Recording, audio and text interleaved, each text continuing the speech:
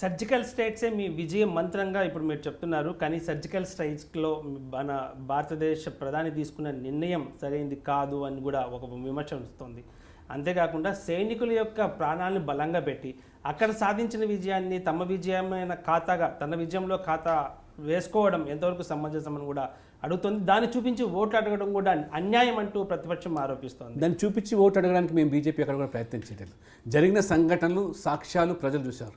దిగజారుడు రాజకీయాలు అంటే కాంగ్రెస్ పార్టీ అసలు సర్జికల్ స్ట్రైక్ జరిగిందా, ఆధారాలు ఉన్నాయా, రుజువులు ఉన్నాయని చెప్పి ఎవరిని అవహేళన చేస్తున్నారు, ఎవరిని అవమానపరుస్తున్నారు.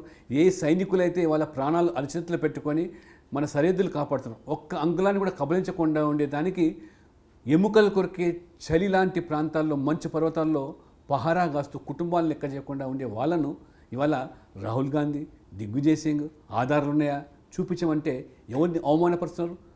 మోదీ ప్రభుత్వాన్న, వైమానిక దళాన్న. కాబట్టి ఇవాళ వైమానిక దళానికి పూర్తి స్వేచ్ఛనిచ్చింది నరేంద్ర మోడీ ప్రభుత్వం. ఇవాళ మన సైనికులు పుల్వామాలో చనిపోతే 40 మంది చనిపోతే దానికి మీరు దేశాన్ని కాపాడేదానికి ఉగ్రవాదాన్ని ఉక్కుపాదంతో అణచివేయడానికి ఎటువంటి చర్యలను తీసుకోండి అని చెప్పిన మొదటి ప్రధాని నరేంద్ర మోడీ. కాబట్టి ఇవాళ ఉగ్రవాద శిబిరాలు ధ్వంసం చేశారు. ఎక్కడ కూడా పాకిస్తాన్ పౌరులకు కానివ్వండి, పాకిస్తాన్ మీద జరిగిన యుద్ధం కాదు, ప్రతీకార చర్యలు కాదు, ఉగ్రవాదం అనేది కూకటి వేళ్లతో పెకిలి వేయాలని ప్రపంచమంతా కోరుకుంటుంది. పాకిస్తాన్ సైతం కూడా దానికి ఇవాళ ఊతం ఇవ్వడం అంటే, ఉగ్రవాదాన్ని పెంచి పోషించమంటే ఏకాకిగా మారింది. ఇవాళ దౌత్యపరమైనటువంటి ఈరోజు భారత ప్రభుత్వం నడిపినటువంటి ఈ ప్రయత్నాల వల్ల ప్రపంచంలో ఏకాకి అయిపోయింది. అన్ని దేశాలు ఒత్తిడి పెంచడం వలన ఇవాళ పాకిస్తాన్ వెనుకంజ వేసింది.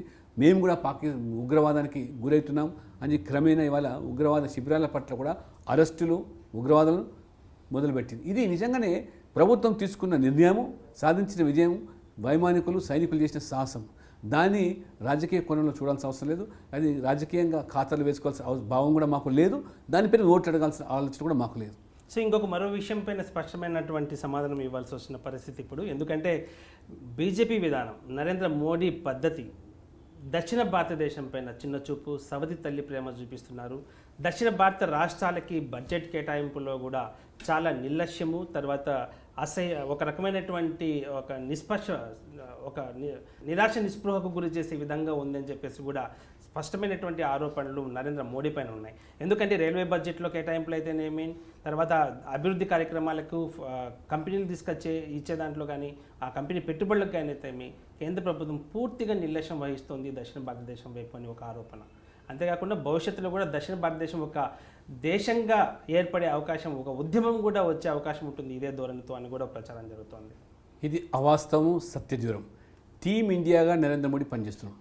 ఏ పార్టీ ఏ రాష్ట్రంలో అధికారంలో చూడకుండా సమగ్ర అభివృద్ధి అన్ని రాష్ట్రాల్లో జరగాలి, అప్పుడే దేశం బాగుపడుతుంది విశ్వసించి తీసుకుంటున్న నిర్ణయాలు ఒక ప్రాంతానికో ఒక వర్గానికో మేలు చేసే విధానం పరంగా నిర్ణయాలు తీసుకోవటం లేదు.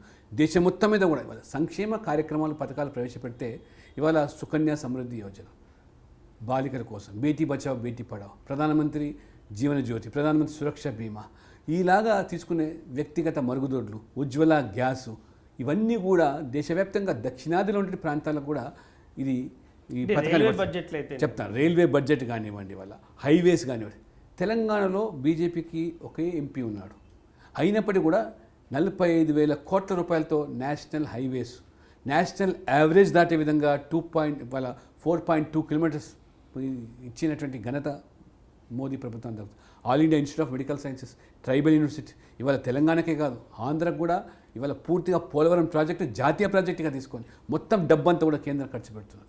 కాబట్టి ఇవాళ అమరావతి రాజధాని నిర్మాణం కోసం 2,500 కోట్లు కేంద్రం ఇస్తూ ఉన్నది. కాబట్టి ఇవాళ కర్ణాటక కానీ, కేరళ కానీ, తమిళనాడు కానీ, ఆంధ్ర, తెలంగాణ అనేటువంటి భేదభావం లేకుండా ప్రజలు బీజేపీకి, నరేంద్ర మోడీ ప్రభుత్వానికి అనుకూలంగా తీర్పుని ఇవ్వకపోయినప్పటికీ కూడా ఎక్కడ కూడా విస్మరించలేదు, ఎక్కడ కూడా చిన్నచూపు చూడలేదు. కాబట్టి ఇవాళ రైల్వే లైన్లు కానివ్వండి, ఇవాళ మొన్న విశాఖ జోన్, ప్రత్యేకమైన జోన్ ఇచ్చినటువంటి చరిత్ర రైల్వేది. ఇవాళ ఎయిర్పోర్ట్స్ కానివ్వండి, ఇవాళ అదనంగా దక్షిణాదికి ఇచ్చినటువంటి చరిత్ర చూసినట్టయితే, గతంలో మీరు కాంగ్రెస్తో పోల్చుకున్నట్టయితే దక్షిణాదికి పెద్దపీట వేసింది. కాంగ్రెస్ దక్షిణాది నాయకులను అవమానపరిచింది. ఆ రోజు రాజీవ్ గాంధీ స్వయంగా ఆంధ్రప్రదేశ్ ముఖ్యమంత్రి అంజయ్ గారిని అవమానపరిచి ఎయిర్పోర్ట్లో తెలంగాణ ప్రజలే కాదు తెలుగు ప్రజల ఆత్మగౌరవం దెబ్బతీసింది. పివి నరసింహారావు భారతదేశం ప్రధానమంత్రి కొనసాగితే కనీసం ఆయన యొక్క అంతిమ సంస్కారాలు ఢిల్లీలో జరగకుండా సోనియా గాంధీ ఏ రకంగా కుట్రపూరితంగా దక్షిణాది మీద కక్ష కట్టిందో ఇవాళ ప్రజలు గమనిస్తున్నాం. కాబట్టి దక్షిణాది మీద చిన్నచూపు చూసింది కాంగ్రెస్ పార్టీ, కానీ ఇవాళ దక్షిణాది ప్రాంతాల ప్రజలకు గుండెల్లో పెట్టుకొని చూస్తాం. ఇవాళ దక్షిణాది సంబంధించిన తెలుగువాడు వెంకయ్య నాయుడు ఉపరాష్ట్రపతి చేసింది.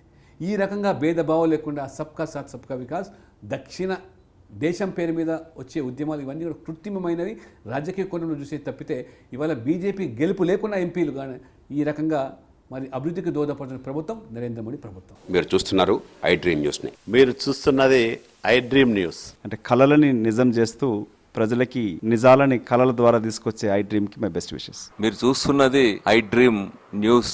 మీరు చూస్తున్నారు I dream channel. For more videos, please subscribe iDream. మరిన్ని వీడియోల కోసం ఐ డ్రీమ్ని సబ్స్క్రైబ్ చేయండి. Please subscribe I dream. And I'm very much satisfied with the way interview went on. Kindly subscribe to iDream. For more videos, subscribe to iDream. And loads of fun entertainment and content. Do watch iDream.